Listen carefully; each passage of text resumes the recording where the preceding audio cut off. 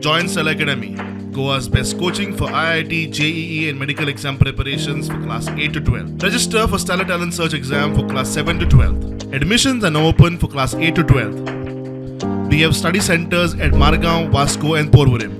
यानी TB control programme 2030 तक control होना चाहिए।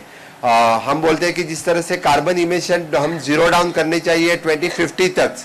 आई think HIV AIDS cases we want to make zero down before 2047। We want to make the zero down. Each and every people in the country should aware about the HIV and AIDS, and the youth organization should take forward. For example, our Nehru Yuva Kendra, which is working for the youth, they should also take the initiatives and start the Red Ribbon Club.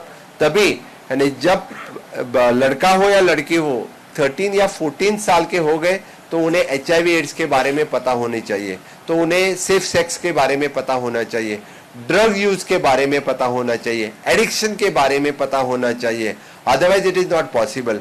जब उन्हें aware करेंगे तभी वो लोग समझ सकेंगे, क्योंकि there is so many risk. Otherwise there is an attraction, there is an attempt they people are making.